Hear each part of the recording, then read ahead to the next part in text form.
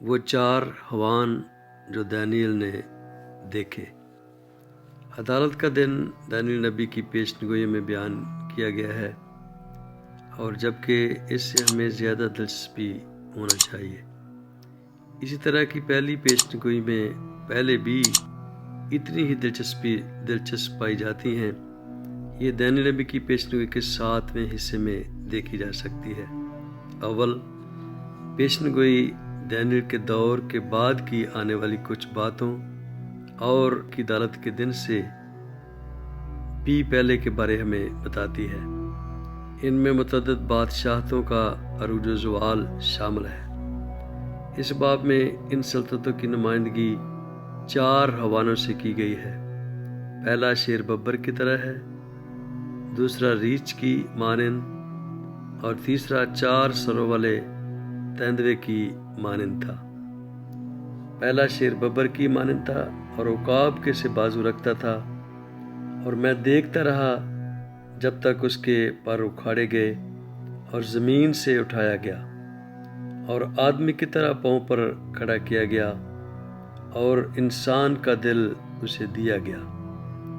اور کیا دیکھتا ہوں کہ ایک دوسرا حیوان ریچھ کی مانند ہے، اور وہ ایک طرف سیدھا کھڑا ہوا، اور اس کے منہ میں اس کے دانتوں کے درمیان 3 پسلیاں تھیں، اور انہوں سے کہا کہ اٹھ اور کثرت سے گوشت کھا۔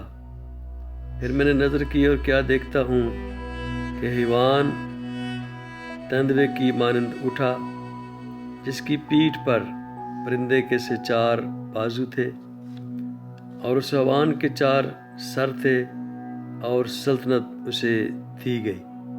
دانیل 7 باب اس کی 4 سے 6 آیت۔ کون سی قومیں ان حیوانوں کی علامت تھیں، ہمیں بوجھنے کی ضرورت نہیں۔ ایک فرشتے نے دانیل کو یہ رویا واضح کر دی۔ فرشتے نے 4تھے حیوان سے شروع کیا، جسے ہم نے ابھی بیان نہیں کیا۔ یہ خوفناک لگ رہا تھا۔ پھر میں نے رات کو رویا میں دیکھا، اور کیا دیکھتا ہوں کہ 4تھا حیوان ہولناک اور خیبتناک اور نہایت زبردست ہے، اور اس کے دانت لوہے کے اور بڑے بڑے تھے۔ وہ نگل جاتا تھا اور ٹکڑے ٹکڑے کرتا تھا، اور جو کچھ باقی بچتا اس کو پاؤں سے لتاڑتا تھا، اور یہ ان سب پہلے حیوانوں سے مختلف تھا، اور اس کے 10 سینگ تھے۔ دانیل 7 باب اس کی 7ویں آیت۔ فرشتے نے وضاحت کی کہ یہ 4تھا اژدہا نما حیوان 4تھی سلطنت کی نمائندگی کرتا ہے۔ اس کا مطلب یہ ہوا کہ 4تھے حیوان نے روم کی نمائندگی کی، اور پہلے 3 حیوانوں نے بابل، فارس اور یونان کی نمائندگی کی۔ اس نے کہا کہ 4تھا حیوان دنیا کی 4تھی سلطنت ہے، جو تمام سلطنتوں سے مختلف ہے، اور تمام زمین کو نگل جائے گی، اور اسے لتاڑ کر ٹکڑے ٹکڑے کرے گی۔ دانیل 7 باب اس کی 23 آیت۔ ذیل میں تحقیقی دستاویز ہے۔ اس ویڈیو کے بعد اس تک رسائی کر سکتے ہیں جو تاریخی طور پر ان تینوں سلطنتوں کی تفصیل ہے، لیکن اس سلسلے میں ہم 4تھی سلطنت پر توجہ مرکوز کریں گے۔ کیا آپ کو یاد ہے اس حیوان کے 10 سینگ تھے؟ دراصل اس کے اصلی 10 سینگ تھے، لیکن ایک 11واں سینگ نکلا اور 3 اصلی سینگوں کو اکھاڑ پھینکا۔ میں نے ان سینگوں پر غور سے نظر کی، اور کیا دیکھتا ہوں کہ ان کے درمیان میں ایک اور چھوٹا سینگ نکلا، جس کے آگے پہلوؤں میں سے 3 سینگ جڑ سے اکھاڑے گئے۔ اور کیا دیکھتا ہوں کہ اس سینگ میں انسان کی سی آنکھیں ہیں، اور ایک منہ ہے جس سے گھمنڈ کی باتیں نکلتی ہیں۔ دانیل 7 باب اس کی 8ویں آیت۔ یہ 10 سینگ یورپی طاقتوں کی نمائندگی کرتے ہیں جو مغربی روم کے کھنڈرات سے پیدا ہوئیں۔ یہ دنیا کی معروف نو آبادیاتی قوتیں بن گئیں جنہوں نے اس سیارے کے زیادہ تر حصے کو کنٹرول کیا۔ مگر ان 3 سنگوں کا کیا ہوا جو 11ویں سنگ نے اکھاڑ دیے تھے؟ اور اس 11ویں سنگ سے کس طاقت کی نمائندگی کی گئی تھی؟ تاریخ بااختیار طور پر جواب دیتی ہے، یہ گروہ وہ طاقت تھی جو ان 10 کے بعد رونما ہوئی اور جس کی نمائندگی چھوٹے سنگ سے کی گئی تھی۔ وہ رومن کیتھولک چرچ کی حکومت تھی۔ اسلام کے آغاز سے پہلے سالوں میں پوپیت نے 3 یورپی قبیلوں کو تباہ کرنے میں رہنمائی کی۔ وہ تھے آسٹروگوتس، وینڈلس، خانہ بدوش اور ہرولی۔ ان کے بارے ہم بعد کی ویڈیو میں سیکھیں گے۔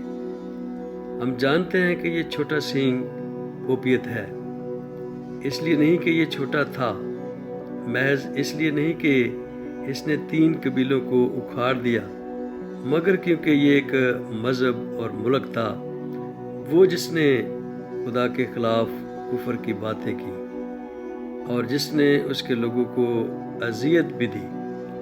دلچسپی کی بات یہ کہ دانیل نبی نے یہاں تک بھی دیکھا کہ پوپی طاقت کتنے سالوں تک دنیا کو اپنے اختیار میں رکھے گی۔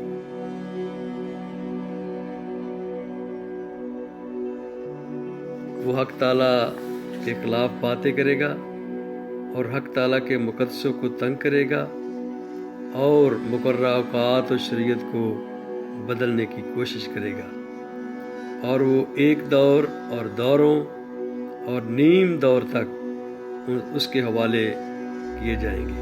دانیل 7 باب اس کی 25 ہے۔ مسلمان بڑے پیمانے پر اس بری طاقت کو صلیبی جنگوں میں اس کام کی وجہ سے یاد کرتے ہیں جس میں مشرق وسطیٰ سے نکلنے سے پہلے لاکھوں مسلمانوں کو قتل کیا۔ ان برے کاموں کو کرنے کے لیے اسے کب تک اختیار تھا؟ یہ فکرہ دور اور دوروں اور نیم دور کا مطلب ہے 1260 دن، اور جیسا کہ پیشن گوئی میں حیوان قوموں کی نمائندگی کرتے ہیں، لہذا دن اس پیشن گوئی میں سالوں کی نمائندگی کرتے ہیں۔ موسیٰ اور حزقیل دونوں نے ایک جیسی مثالوں کو استعمال کیا۔ ایک دن نے 1 سال کی نمائندگی کی، اور تاریخ پیشن گوئیوں کی سچائی کی حمایت کرتی ہے۔ پوپیت نے سب سے پہلے 538 عیسوی میں روم کے شہر پر اختیار حاصل کیا، اور جب 1798 عیسوی میں فرانسیسی فوج نے پوپ کو اسیر کر لیا تو اس کا اقتدار ختم ہو گیا۔ لہذا پوپیت نے کتنے عرصہ تک اس ظالمانہ عمل کو جاری رکھا؟ 1260 سال تک۔ شاید آپ نے دیکھا ہوگا کہ یہ 4 سلطنتیں بابل، فارس، یونان اور روم وہی ہیں جو نبوکدنصر کے خواب میں دکھائی تھی، جو اس دہات کی مورت کے متعلق تھا۔